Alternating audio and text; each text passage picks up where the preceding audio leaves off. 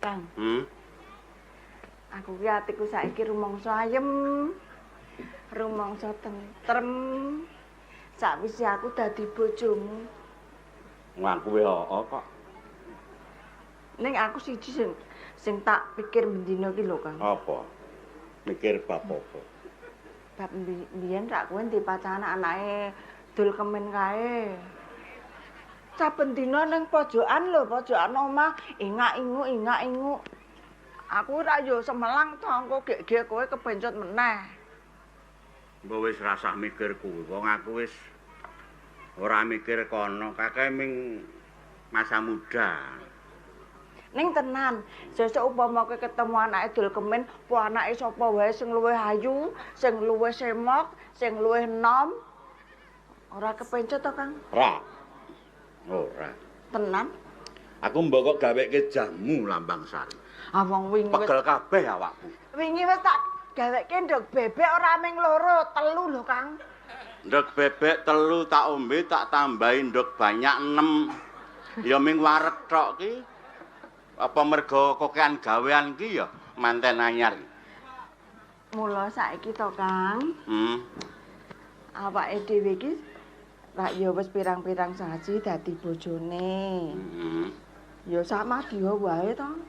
Karepku ya ngono. Sak madya wae. Ning anggere awor sikilku kesenggol. Sikilmu ngono kuwi kaya kudu nyambut gawe wae. Ya sing jenenge rasa tresna iku pancen paringe Gusti Kang akarya jagat, kebak kabungan. Rasa sing ora dijoli nganggo apa wae ra iso dituku nganggo dhuwit sing akeh. Rasa kang iso dirasakake manunggaling rasa loro dadi siji, ya ta, Kang? Kinanti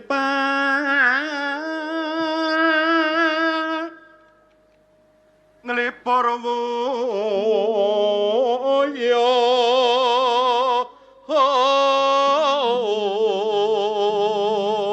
ki mergo nduk bebek 3 wingi apa ya rarenggane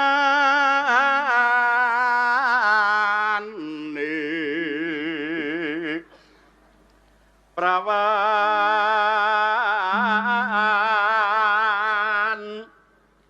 sunti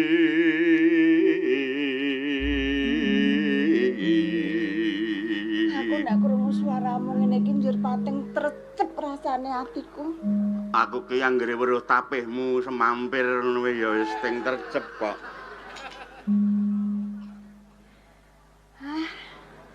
Ora ngira babar pisan. Nek aku bisa dadi bojomu kelakon saben dina amor, saben dina ngladeni, saben dina ngrakit matu endahing katresnan karo kowe. Durung pasah. Muga-muga tuku ra copot ya. Doyan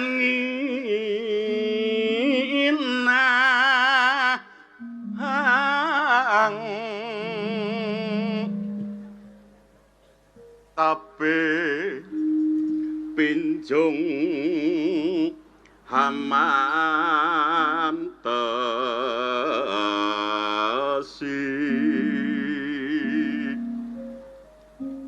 Karang Untu Anyar ya.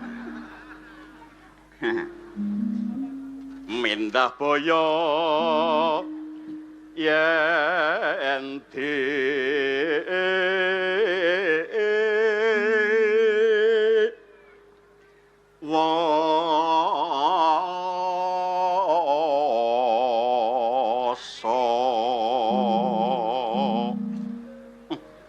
Karang ya semono.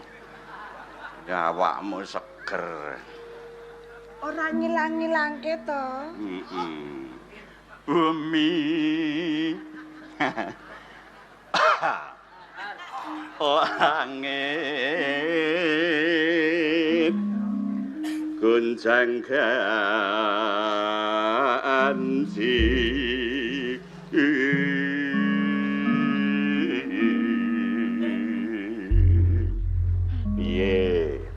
Ya kesel. Rasane atiku ora karo-karuan tenan, Kang. Heeh.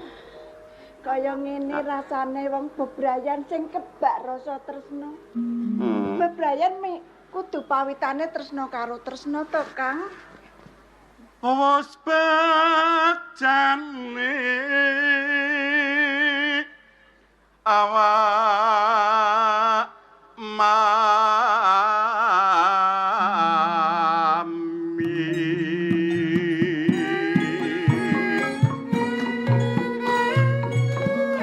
muga-muga keluarga iki arga saka kene tentrem kelebak mangke marang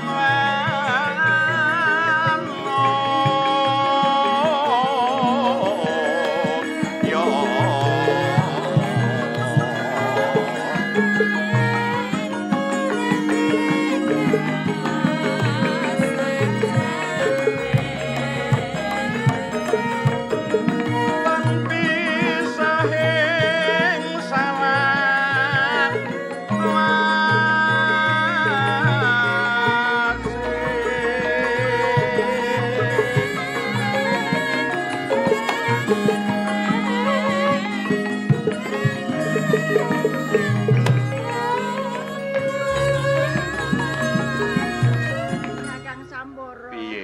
kurang piye aku? Aku nek wis ngene iki ya, Kang, rasane aku ora kepengin pisah nadyan mung ginggang sak rambut, anane mung pengin caket-caket manunggal dadi siji. Tenane. Tenang. Aku ning kene iki ming cantrik ya.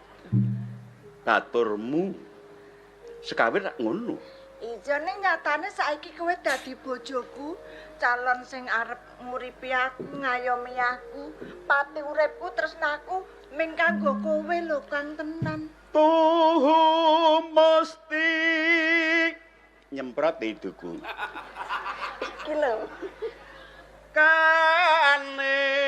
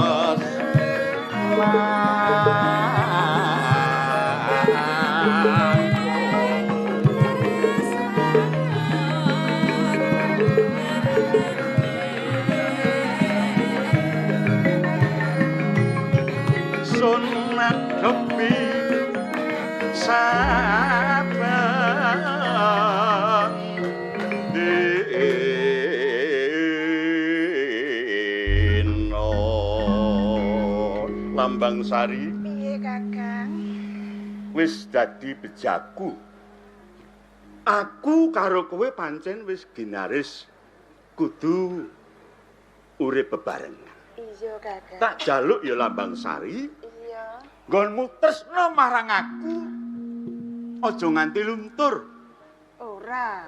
Senajan aku iki mung jejering cantrik ning papan kene. Sik cilik untuk war cepet.